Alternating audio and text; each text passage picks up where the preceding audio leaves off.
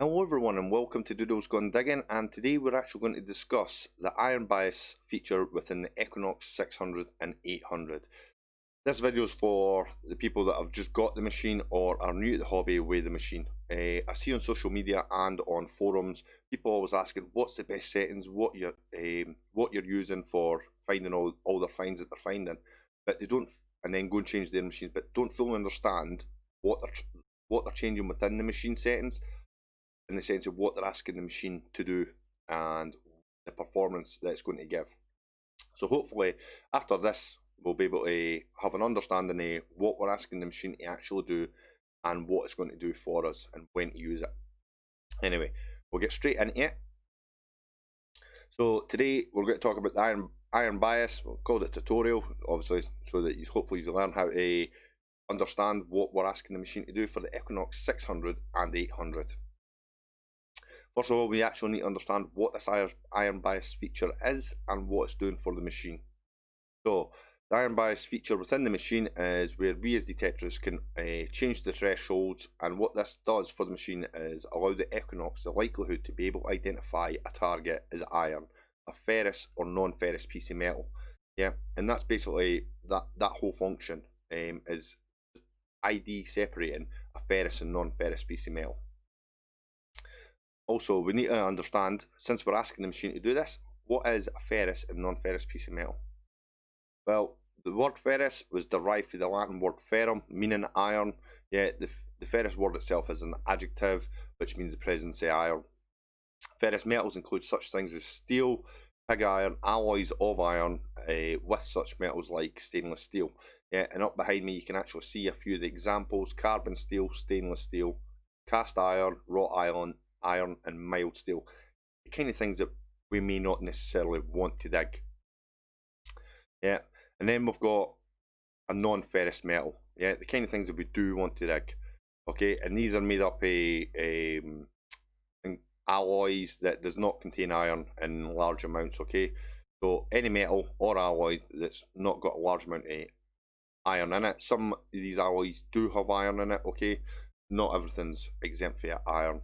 Generally, the non-ferrous metals are more expensive than the ferrous metals, and non-ferrous metals are used for their desirable properties such as low weight, higher conductivity, and non-magnetic properties. Okay, and up behind me we can see some of the examples: copper, aluminium, lead, brass, and then you've got precious metals such as gold, silver. You also get other things that it can detect like cobalt, tungsten, all that kind of good stuff.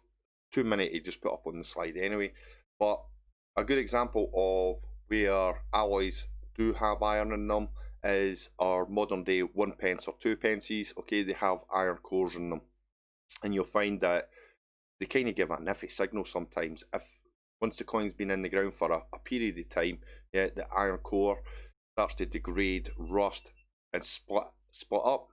And then basically the detector starts to detect the ferrous rather than the non-ferrous alloy. Yeah, and hence the reason you get an iffy signal, because it struggles to differentiate between the two because of them being in that close proximity.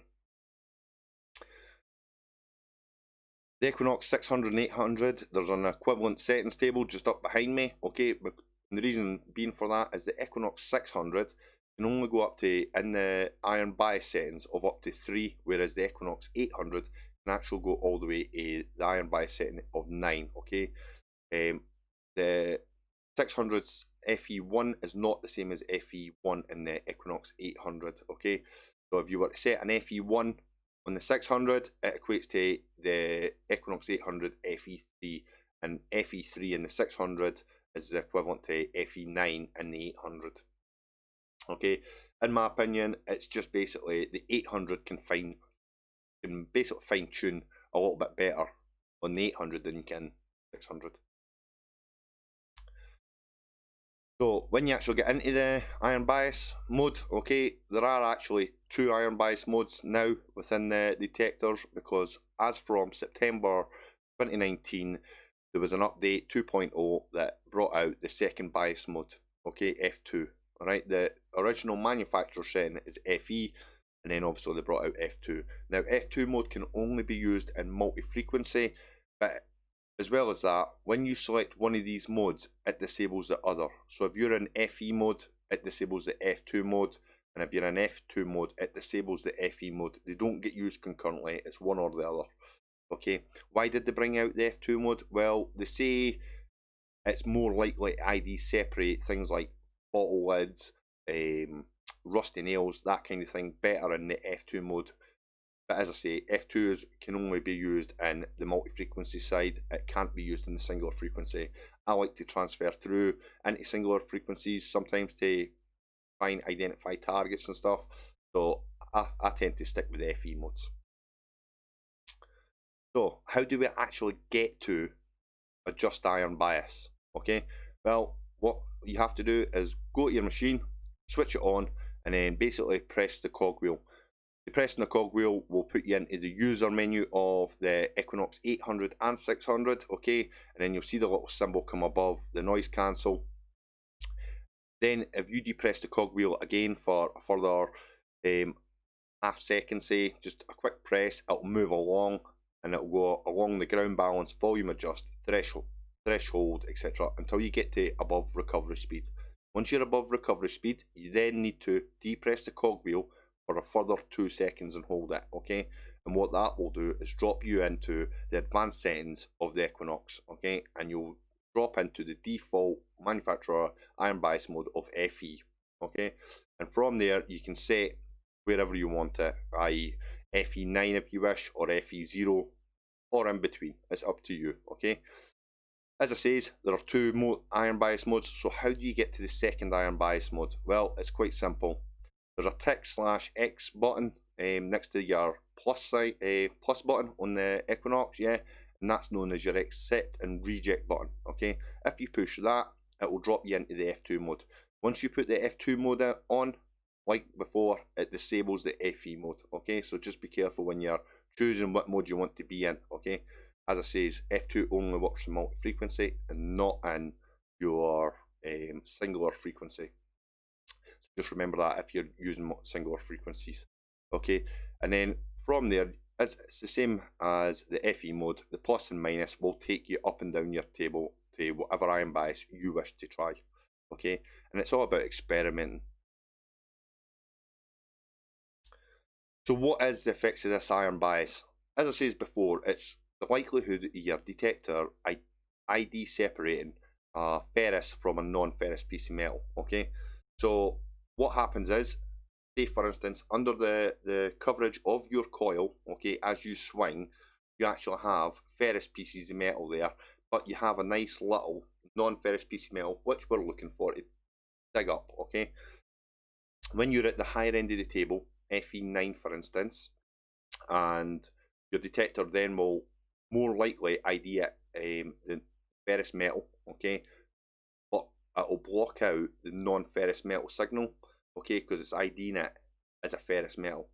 So if it's quite a trashy area and there's nice little goodies in between the iron, okay, at the higher end of the table, the likelihood is that your detector won't pick it up, okay. When you're in the lower end of the table, okay, what it does is the likelihood of your non-ferrous metal coming through beside the ferrous metal showing up, so that we're able to dig that non-ferrous and understand that there's a little target there, yeah. And it's all about the tones, listening into the tones as we do it, alright. So the questions you're probably asking now is, well, what's the purpose of going up and down this table, okay? When this really comes into play, to be fair, is when we're looking, because if you have a deep ferrous target, a deep iron, okay, target, okay, sometimes it will give a non-ferrous signal. As many detectors will tell you, I've dug up big plough parts because it came in as a cracking signal, yeah, and it's the machine's picking it up as a non-ferrous, but it's actually a ferrous target. Until you get it closer to that coil, yeah, then it starts to identify it as a ferrous target. So that's when it comes into play. It's more for deep iron, okay, to be able to ID separate it from other targets. But like I says, in the demo after this, you'll actually see what I mean. Hopefully it will reinforce what I'm trying to tell you, or not tell you, but explain to you here, okay. So what we'll do is we'll move to the garden and we'll have a look and see the effects. Right, we're in the practical part now where I'm actually going to show you the detector's response on what we've just discussed. Today I'm going to be using a ferrous square block, which is the bit of iron I found out while detecting on one of my digs somewhere. And as the non-ferrous piece of metal, I'm going to use a Victoria 1891 full silver threepenny bit.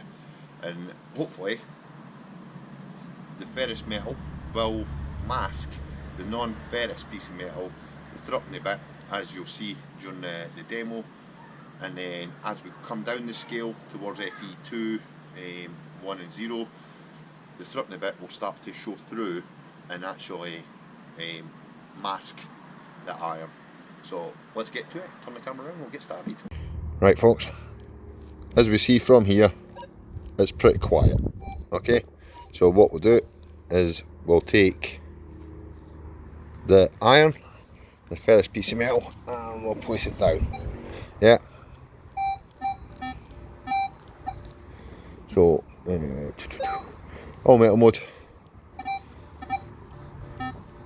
or the low negative numbers coming in, showing the ferrous piece of metal, as we see here, okay? And what I'm going to do now is I'm going to take the threepenny bit, and I'm going to place it alongside. So now we've got threepenny bit and the ferrous piece of metal. And on the settings, pressing the cogwheel, okay, and it appears there now. Press along until you get to recovery speed. I've got a recovery speed of 2, now 4, okay. Hold it in and we get FE. So we've got FE2, so we'll up that to its maximum of FE9. Now if I go over that, what will happen is the ferrous piece signal, it will ID that as ferrous, but it will mask this one out. So here we go. Oh, hold on. Press that for you so you see the numbers. See it coming in as minus numbers, not really picking up there the threepenny bit. Now if we change the FE number and go down the way and bring it into number 2, yeah, or even number 4, as for instance the 4x4 program, see how it slowly, it picks part of it out.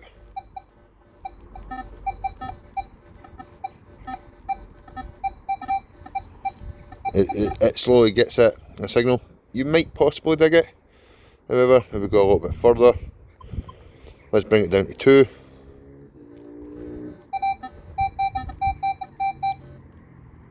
There we go. And you see how that threepenny bit is now getting picked up. And this is what I mean by the iron bias setting. If you just understand it, the lower the iron bias setting, it will allow it to come through the ferrous metals.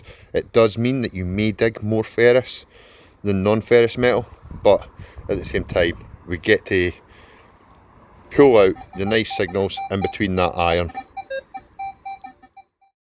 So I hope today's video has been informative, especially for the Equinox users out there. If it has, just leave a comment below, much appreciated.